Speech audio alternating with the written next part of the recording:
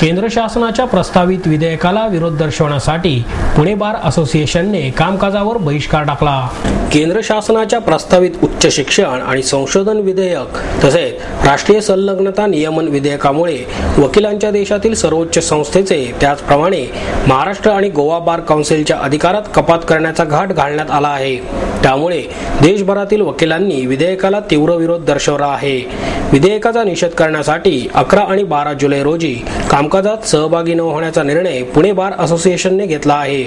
उच्च शिक्षण आणि संशोधन विधेयक 2011 आणि उच्च शिक्षण संस्था संदर्भातील राष्ट्रीय संलग्नता नियमन विधेयक केंद्र शासनाने प्रस्तावित केले आहे।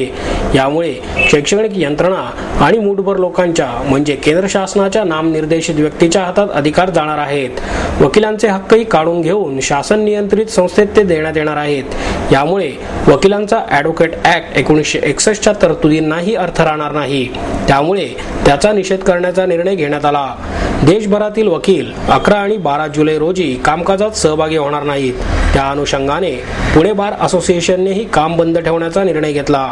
न्यायालयातील वकिलांच्या स्वाक्षऱ्या घेऊन 11 जुलै रोजी जिल्हाधिकाऱ्यांना त्या संदर्भातील निवेदन देण्यात आले।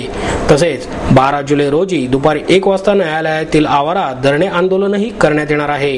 केंद्र शासनाने हायर एज्युकेशन आणि रिसर्च 2010 हे जे बिल होऊ घातलेलं आहे आणि त्यामध्ये प्रामुख्याने HRDचे मिनिस्टर आहेत कपिल सिब्बल यांनी फार अट्टहास धरलेला आहे आणि ते जे बिल होऊ घातलेलं आहे ते लीगल एज्युकेशनच्या ध्येय आणि स्फूर्तीच्या दृष्टीने ते एकदम चुकीचं आहे की जेणेकरून ते बिल पास झाल्यानंतर वकील वर्गाला आजपर्यंत वकील वर्ग असा आहे की हा अनसिक्युअर्ड आणि अनप्रोटेक्टेड क्लास या भारत देशामध्ये आहे।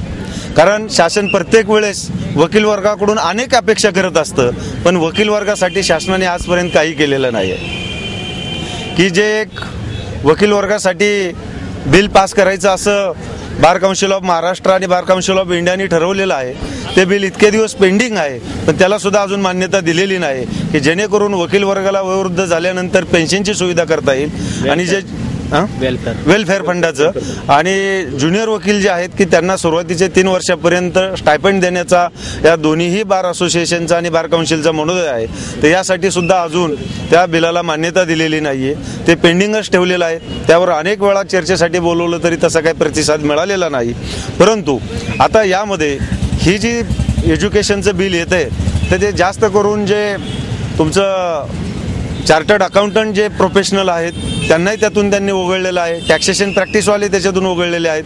त्या व्यवसाय किंवा त्या प्रोफेशनल बाबत ते जास्त नाही, पण लिगल एज्युकेशन आणि लिगल प्रोफेशन जे आहेत त्याबाबत त्याच्यावर जास्त त्यांनी हे केलेलं आहे। अशा प्रकारे ही जी हायर एज्युकेशन आणि रिसर्च 2010चं बिल आहे आणि त्याला रिलेटेड जी काही 3 बिलं आहेत तर ह्या सर्व बिलांना आमचा वकील वर्गाचा पूर्ण भारत देशातून विरोध आहे। त्यासाठी बार काउन्सिल ऑफ इंडियाने ठराव पास केलेला आहे। 11 आणि 12 म्हणजे आज आणि उद्या पूर्ण देशामध्ये कोणतेही वकील वर्ग न्यायालयीन कामकाज करणार नाही, न्यायालयीन कामकाजामध्ये ते सहभाग घेणार नाही आणि त्या केलेल्या बार काउन्सिल ऑफ इंडियाने केलेल्या आव्हानाला आणि ठरावाला आम्ही पूर्ण उत्स्फूर्तपणे पाठिंबा देऊन कालच आमच्या पुणे बार असोसिएशननी जनरल बॉडी बोलून कॉल करून ठराव पास केलेला आहे। त्या ठरावाचं निवेदन आणि त्या ठरावाची कॉपीही प्रमुख जिल्हा न्यायाधीशांना दिलेली आहे आणि तसं जिल्हा न्यायाधीशांना सांगण्यात आलेलं आहे आमचा कोणताही वकील 2 दिवस न्यायालयात येऊन कोणतंही न्यायालयीन कामकाज करणार नाही व न्यायालयीन कामकाजामध्ये सहभागी होणार नाही। अशा प्रकारे या दोन्ही बिलांना आमच्या सर्व वकील वर्गाचा कडाडून विरोध आहे आणि हे सर्व वकील वर्गाचा विरोध पाहून शासनाने याचा जरूर विचार करावा।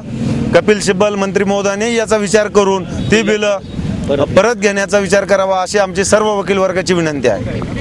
वकील एकजुटीचा कपिल सिब्बल